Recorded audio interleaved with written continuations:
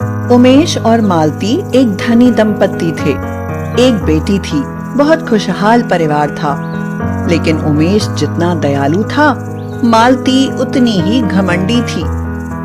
वासु एक गरीब लड़का था। उसकी 3 बहनें थीं। माँ और बाबूजी अक्सर बीमार रहते थे। घर का खर्चा चलाने के लिए वह उमेश के घर नौकरी करता था।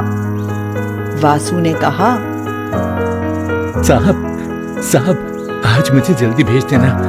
आज मेरे बाबूजी की तबीयत खराब है, उन्हें लेकर डॉक्टर के पास जाना है। तो उमेश ने कहा, अच्छा, पहले क्यों नहीं बताया?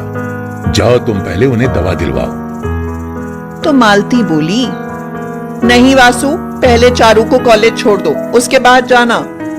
अरे चारू को तो मैं अपने साथ ले जाऊंगा, उसे अस्पताल जाना है। आप ही आया करो इन नौकरों की बातों में। मैं इन लोगों को अच्छे से जानती हूँ। कहीं घूमने फिरने जाना होगा, इसीलिए बहाना बना रहा है। नहीं मालकिन, मैं झूठ नहीं बोलता। चलो मैम साहब, मैं आपको कॉलेज छोड़ देता हूँ। कॉलेज पहुंचकर चारू ने कहा, सुनो वासु, लेने के लिए टाइम से आ जाना। मुझे लेट लतीफ लोग बिल्कुल पसंद नहीं है। वासु चारू को कॉलेज छोड़कर अपने बाबूजी को अस्पताल लेकर चला गया। उन्हें दवाई दिलवाने में 2 बज गए। वासु ने जब टाइम देखा तो उसे याद आया कि 2 बजे तो उसे चारू को लेने जाना था। वह अपने पिताजी को छोड़कर कॉलेज पहुंचा तो उसने देखा, ये क्या? चारू मैम साहब एक लड़के के गले में बाहें डाले हुए खड़ी है और ये लड़का बार बार मेम साहब के बालों में उंगलियां घुमा रहा है। मेम साहब जल्दी घर चलो, ऐसे किसी लड़के के इतने करीब खड़े होना अच्छी बात नहीं है। तो चारू ने गुस्से से कहा, अपनी औकात में रहो वासु, नौकर हो, नौकर बनकर रहो, मालिक बनने की कोशिश मत करो। हाँ, हे माता रानी, चारू मेम साहब को सद्बुद्धि दो। चारू को डर रहने लगा कि कहीं वासु घर में उसकी पोल पट्टी ना खोल दे। उसने सोचा कि उसे कोई ऐसी तरकीब निकालनी चाहिए कि वह यहाँ से चला जाए।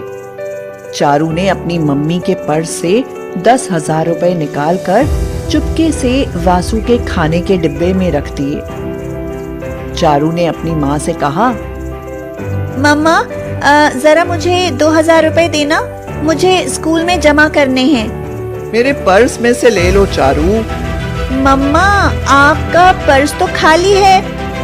मालती हैरान होकर बोली, ऐसा कैसे हो सकता है? मैंने कल ही तो 10,000 रुपए रखे थे उसमें। मम्मा वासु से पूछो, मैंने उसे इस कमरे में आते देखा था। वासु इधर आओ, मेरे पर्स के पैसे तुमने चुराए हैं। देवी माँ की कसम मालकिन, हम तो इस कमरे में आए भी नहीं। अभी पता चल जाएगा। मम्मा इसकी तलाशी लो। मालती उसकी तलाशी लेने लगी। मम्मा इसके खाने का डिब्बा भी देखो। डिब्बा खोलकर देखा तो उसमें से पैसे गिर पड़े। उमेश और मालती ने उसे बहुत मारा और काम से हटा दिया। हे देवी माँ, मैंने हमेशा तुम्हारी पूजा की, लेकिन आज तुम्हारे रहते हुए मुझ पर चोरी का इल्जाम लगाए। अब मैं क्या करूँ? घर में जवान बहनें और बीमार माँ बाप हैं। इतनी जल्दी तो कहीं कोई काम भी नहीं मिलेगा। नारायण नारायण।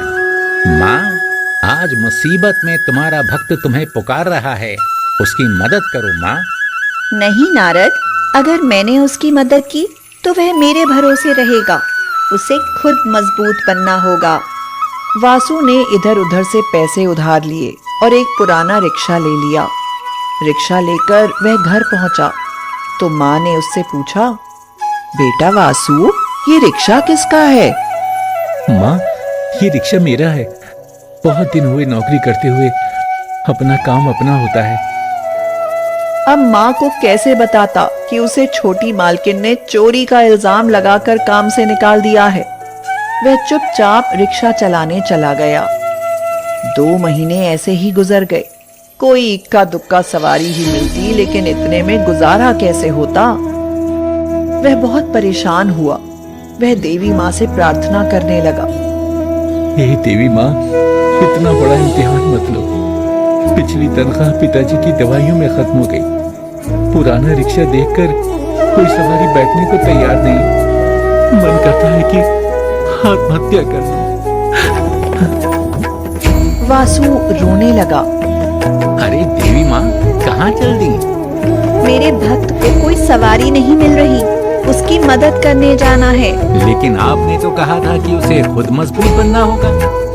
मैं नहीं चाहती कि वह निराश होकर कोई अनुचित कार्य करे, इसलिए मुझे जाना होगा। नारायण नारायण, आपकी लीला आप ही जाने माँ। देवी माँ एक औरत का रूप लेकर वासु के पास पहुंची और बोली, क्या तुम मुझे गांव की तरफ जो जंगल है वहां लेकर चल सकते हो? जरूर, आइए बैठिए। कितने पैसे? सुबह से खाली बैठा हूँ, आप जो चाहे वो दे देना। मुझे पैसों की बहुत जरूरत है। चलो जल्दी।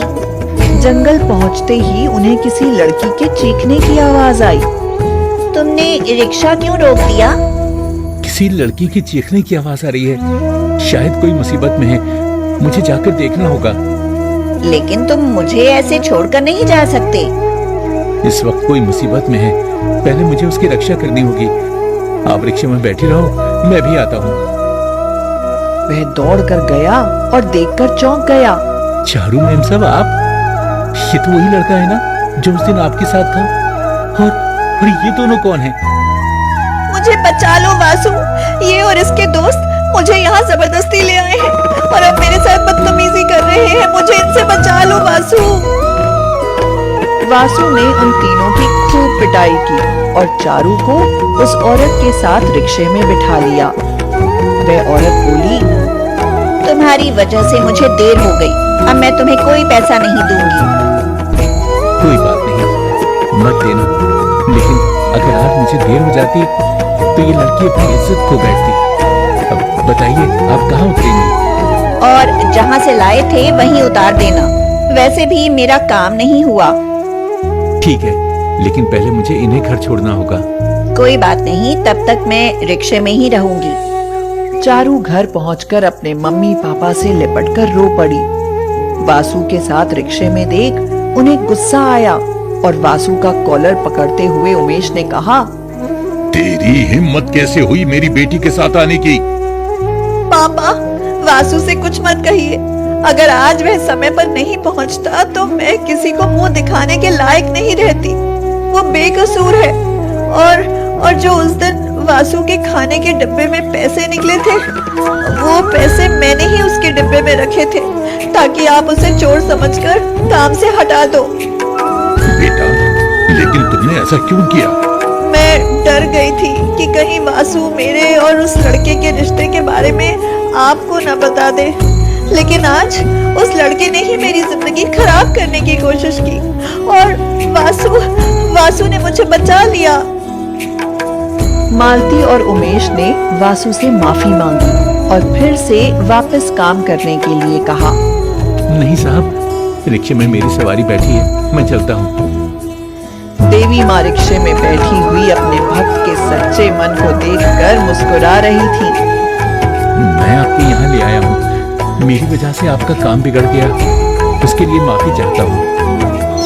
वह औरत देवी माँ के रूप में आ गई और बोली, वासु, तुम मेरे सच्चे भक्त हो और कोई तुम्हें चोर कहे, ये मुझे बर्दाश्त नहीं। तुम्हें सही साबित करने के लिए मैंने तुम्हारी रिक्शे की सवारी ली। मैं बहुत प्रसन्न हूँ। मांगो, क्या मांगना चाहते हो?